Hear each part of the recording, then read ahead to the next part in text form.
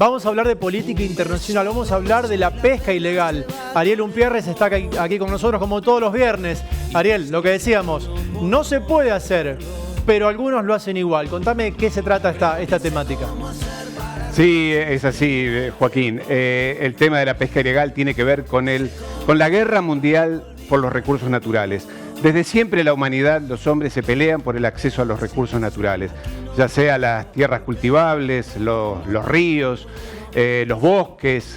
En algún momento ya se empezó a hablar, ahora en Davos, por ejemplo, por el oxígeno del Amazonas. Pero de un tema del que poco se habla es de la pesca.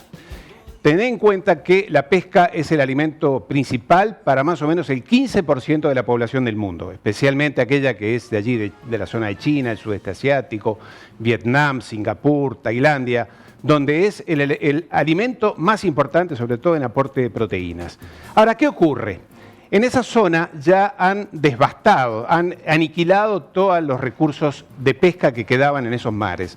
Entonces, China, que tiene nada más y nada menos que una flota de 20.000 pesqueros, estamos hablando de la flota pesquera más grande del mundo, salen en caravana por el mundo, sobre todo por aquellas zonas donde todavía hay mucho recurso pesquero, África, Latinoamérica especialmente, a pescar. Y salen con verdaderas ciudades flotantes. Estamos hablando de flotas de 200, 300 barcos que llevan su propia tripulación, obviamente, que en general vienen de países aún más pobres, como Singapur, como Pakistán, donde los empleados, los tripulantes ganan miseria y se pasan semanas o meses adentro de sus barcos, pero además traen sus propios tanques, o sea, sus buques con combustible para alimentar a sus barcos, con sus propios alimentos y sobre todo con sus buques factorías, es decir, unos barcos pescan y otros son los que procesan el pescado mientras están en alta mar. Y cuando vuelven a sus puertos, el pescado va directamente al mercado, al consumidor.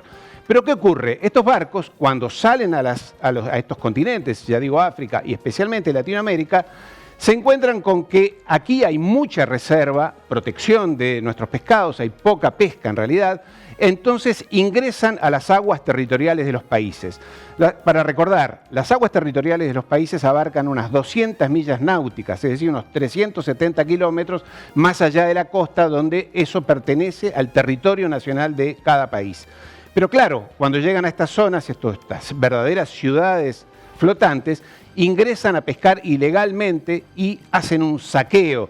Tienen una actitud absolutamente depredadora, pescan en condiciones prohibidas, con grandes redes de arrastre, se llevan lo que no es consumible, como delfines, como tortugas, en el caso del sur argentino se llevan ballenas, en fin, hacen un desastre en cuanto a la protección del medio ambiente. Pescan las grandes, aquellas especies más codiciadas, que son la merluza, el tiburón, el calamar gigante, pero también el tiburón, al cual simplemente, mire el daño que hacen, simplemente le cortan las aletas porque es lo consumible y así mutilado lo vuelven a tirar al mar. Realmente es algo muy desastroso lo que hacen estas flotas, que son esencialmente chinas, pero también españolas, también japonesas. Recuerda que a los japoneses les gusta consumir ballenas. Está absolutamente prohibido, es condenable, pero lo siguen haciendo. Y también tenemos los ingleses, obviamente, que llegan a estas regiones y encuentran con que, claro, estamos hablando de superficies enormes, miles de kilómetros, entonces los países, como ya le digo, Ecuador, Chile, Perú, México, Argentina, Brasil, no pueden controlar estas regiones. Entonces, ¿qué pasa? Apagan sus radares, apagan sus sistemas de comunicaciones para no ser detectados por los satélites y después pescan. Claro, aquí la legislación se complica porque la legislación dice que solamente es identificable y es condenable y acusado aquel barco que está encontrado in situ dentro de las zonas territoriales. Entonces allí encontramos con que los gobiernos no tienen la tecnología, porque claro, hemos desarmado todas las guardias costeras de Latinoamérica, las marinas, las prefecturas no tienen recursos, no tienen barcos, no tienen helicópteros, que sí tienen los países desarrollados, porque ellos nos dicen que tenemos que proteger el medio ambiente, la biodiversidad, proteger las faunas y en este caso las pescas, pero después vienen y saquean en nuestras tierras, en nuestros mares en este caso, e ingresan a sus mercados productos que son nuestros. Ariel, una pregunta. ¿Cómo se puede controlar la pesca? ¿Cómo se puede controlar la pesca en mar abierto, en aguas internacionales? Me llevo ballena, me llevo tiburones, utilizo elementos que están prohibidos. ¿Hay un control de eso o es tierra de nadie o mar de nadie, para decirlo de alguna forma? En realidad allí el problema es legal, es jurídico, porque evidentemente el pescado no tiene nacionalidad. Entonces cuando un barco es identificado y es abordado por las prefecturas o los guardacostas, ¿de dónde sabés de dónde viene el pescado que tienen sus bodegas? Entonces allí empieza el conflicto y esto es lo que se aprovechan estos verdaderos corsarios modernos como lo fueron en la época de la colonia, que venían por nuestros recursos, hoy vienen por estos recursos, que se aprovechan de decir, yo llevo pescado que he pescado en aguas internacionales. Porque claro, entre las 200 y las 210 millas náuticas, la diferencia es mínima. Entonces uno, hasta que no, por eso es que es importante que los países tengan los recursos técnicos para perseguir a estos depredadores organizados. Y hoy, Argentina, ¿qué recursos puede tener para controlar eso? Y también te quiero sumar a las Islas Malvinas. ¿Qué rol juega en la logística para la pesca de este tipo y lo importante que podría ser para nosotros las Malvinas si las tuviéramos en nuestro poder, digamos, ¿no? Para decirlo de alguna forma. Muy importantes esos dos temas. Mira, a Argentina le pasa lo mismo que al resto de los países en Latinoamérica. Han quedado las prefecturas, las Fuerzas Armadas, que son las encargadas de proteger el territorio, han quedado desorganizadas, fuera de recursos, sin los elementos necesarios, por aquello de que, nos decían desde Londres y desde Washington hace 50 años, América Latina que tiene que ser una zona de paz. Entonces nos desarmaron. Y en el caso de Malvinas pasa algo muy importante.